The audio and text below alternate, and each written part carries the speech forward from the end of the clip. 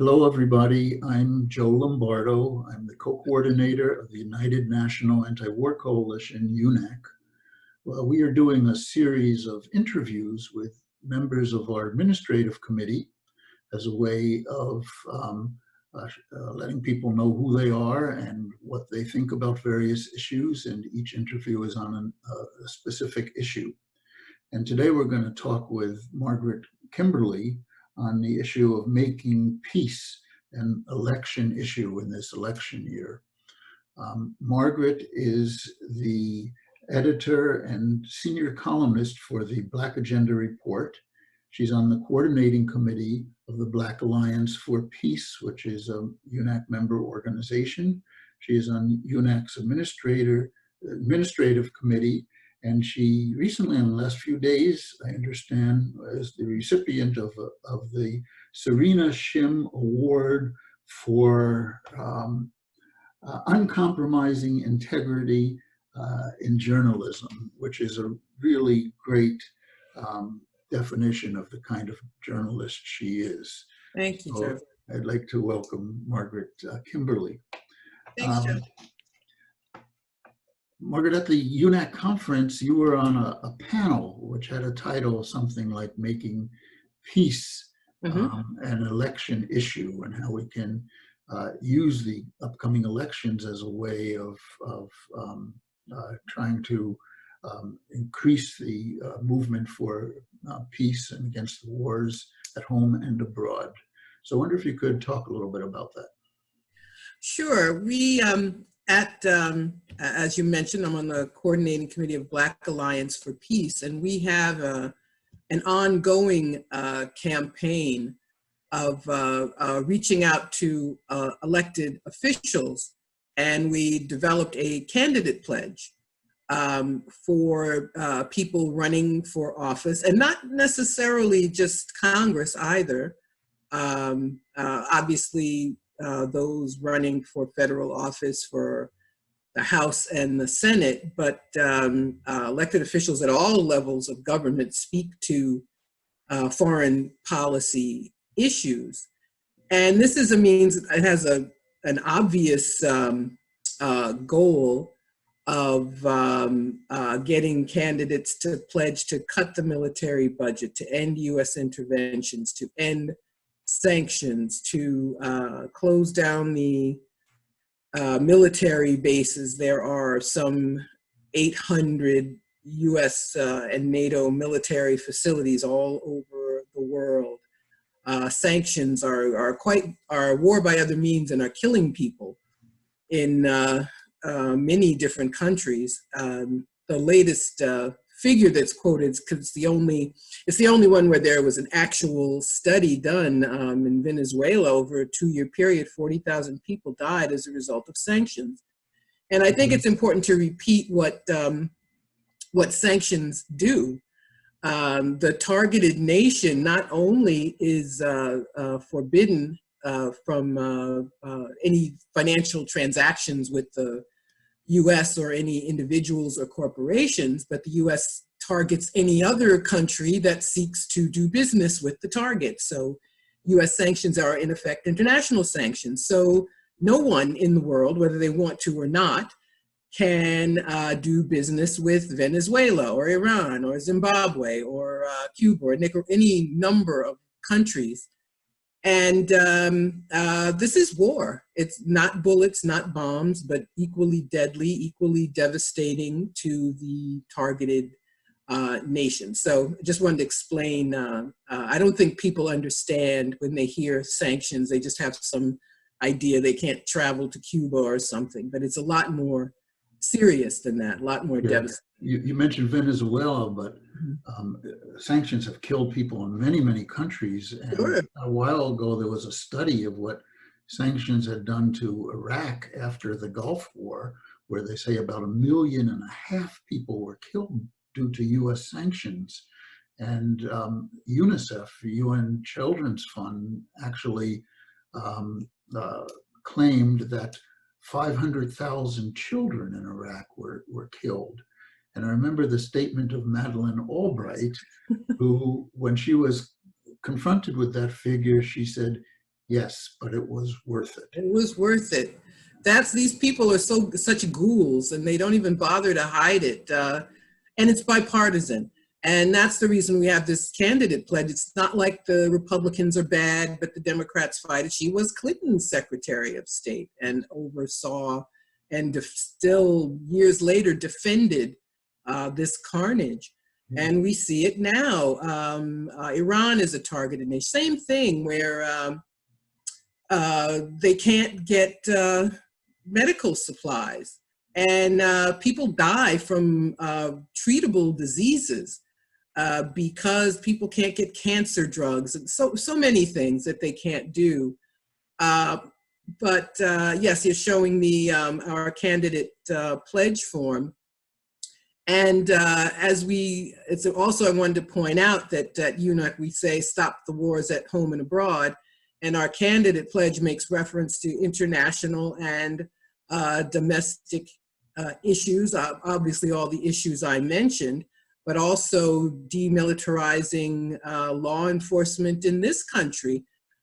We have, there was a bill, the 1033 bill, it was called, which gave surplus military equipment to local law enforcement. So there are cops in, Podunk somewhere who have these armored vehicles. There's no justification for this except to the obvious reason to keep the domestic population under physical control as well. And I think it's important to point out, a lot of people seem to think in this, in our political system where we get so little, people are willing to compromise, as in the case with the Bernie Sanders campaign, even those who are concerned about imperialism. And he shared those points of view.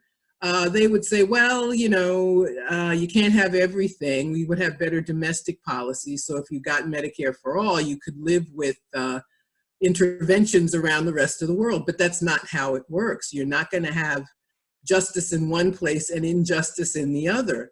And our candidate pledge marries the two issues. We know they are interconnected. You cannot have a police force that gets to kill people at will. And you can't end that and say, well, but then we can have wars abroad, and that would be okay. First of all, it's not okay. And secondly, it just isn't possible. And I think those of us who want peace, who want justice, we have to fight for it on every front, because otherwise you get these politicians here who are given a pass. The attacks on Iran are bipartisan. So, for example, Joe Biden is the presumptive Democratic nominee, and he is basically backs Trump in all foreign policy issues. He's even going against policies that were Obama policies, the president he served under.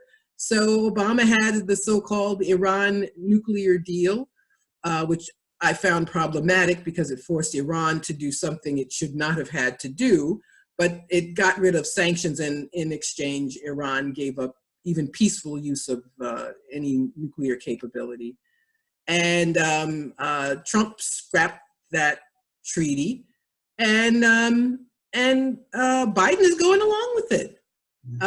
He and other Democrats, none of them have, even those who are allegedly so progressive, like Alexandria Ocasio-Cortez, have opposed the intervention on the regime change effort against Venezuela. So we want to put them all on notice. We're not going to say, well, this one is allegedly progressive, or, then you have someone like Ilhan Omar. She's another one who signed on to this letter attacking Iran recently. So our candidate pledge makes that harder for them to do. And it also has the effect of galvanizing us. I think sometimes the peace movement suffers because sometimes we're very reactive. So when the Trump administration, when they assassinated the Iranian general Soleimani right after New Year's Day, people hit the streets. There were huge demonstrations all over the country. But you can't have a movement like that that waits for something to happen and then people activate themselves. And we have to make clear that we've sort of given up on thinking that we can impact elected officials in this country. So our candidate pledge effort will also help to galvanize us and make us more effective in speaking to these issues, so that we're not, that can turn into being in a bubble and you talk to, your 50 best friends in the movement while not taking actions that we could take to further our cause. It seems to me that the Democrats in some cases have even been to the right of the Republicans on the question of war. Whenever there was an attempt, whether it was a sincere attempt or not, to have discussions with North Korea or with Russia, Mm-hmm. it's been the Democrats that have jumped up and down and opposed it. It's you're an anti-war activist. You don't seem to find any allies in either of those two parties. Yeah, it's very hard. This. Do you think your candidate pledge is going to get signatures from these politicians? It will if we do it. It certainly won't if we don't work on it. But it's a worthy effort, and it's something that we're committed to doing between now and November. But even if you don't get the signature from someone running for office, you're putting them on notice that foreign policy is an issue that people are paying attention to, and that people are willing to make the decision to support or not, to vote or not, if the candidates don't speak to these issues and if they're not responsive to us. So we have to create this momentum that makes it clear to them that business as usual is not going to be accepted anymore. They can't call themselves the Progressive Caucus, but be in favor of interventions. They can't call themselves progressives, but sign on to a Blue Lives Matter bill, which gives the police extra rights in this country while doing absolutely nothing about the police violence that kills 3 people every single day in the United States. And they can't sign on to 1033. They can't do any of this stuff continually without paying some sort of consequence. So how should we use it?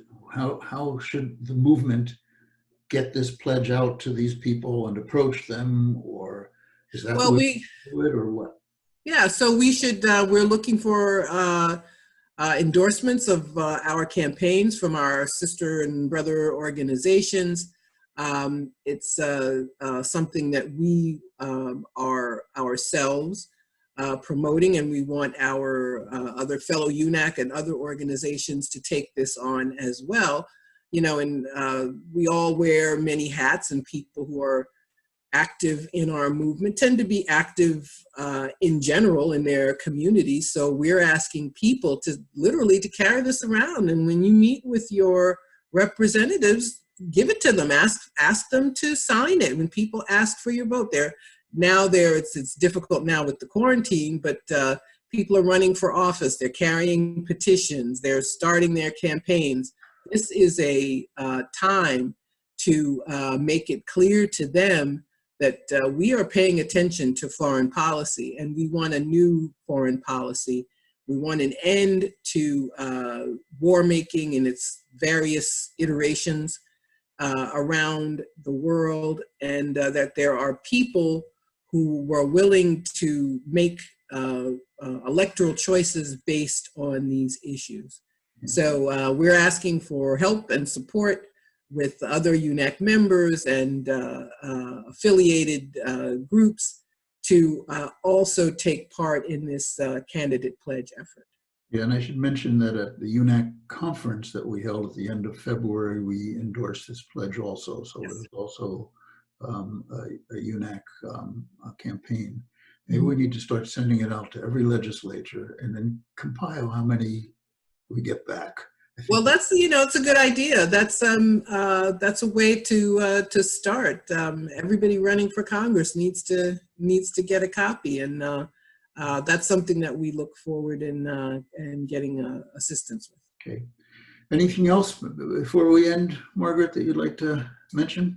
I think it's important to, you know, I think even people who are on the left can get caught up in this lesser evilism argument and end up supporting really terrible things. And anybody who says anything about Biden, even if you tell a joke about it, and he is a joke himself, so it's not hard to do, you're immediately, and I wrote about it in Black Agenda Report this week, people will see this in a couple of days, that anybody who criticizes him, attacks him, makes note of his stupidity, is immediately told, you want Trump, you're going to get Trump again. And we need to stop that.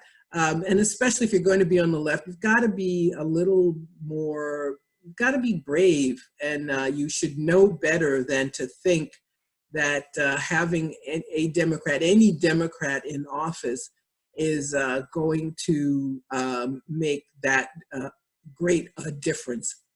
There aren't many differences left between the two parties. They get fewer and fewer and smaller. So you could say, you know, I don't know, that it would be better to have this right-wing Democrat choosing federal judges than the awful Donald Trump, but that's not a reason to give up. It's a reason to be active. And I want people to not to think that they have to keep going along with this and supporting these people who are a disaster for the world and a disaster for us in many different ways, because, you know, this giving them a pass just makes them, they get away with so much. When you think about the right-wing things, Biden is one of the, he bragged about writing the crime bill in the 90s, which increased mass incarceration. Absolutely. So he and other Democrats have done terrible things. So that would be my plea. Enough of that. Let's just grow up and wake up and smell the coffee. Stop supporting this allegedly lesser evil. We've been supporting, or not we, people have been supporting the lesser evil candidate all my life, and it's brought us to where we are today.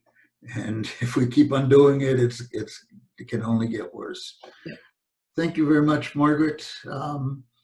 We'll hope to talk to you again soon, and we'll be putting up these videos on our website and in other places. Take care. Great, thanks a lot.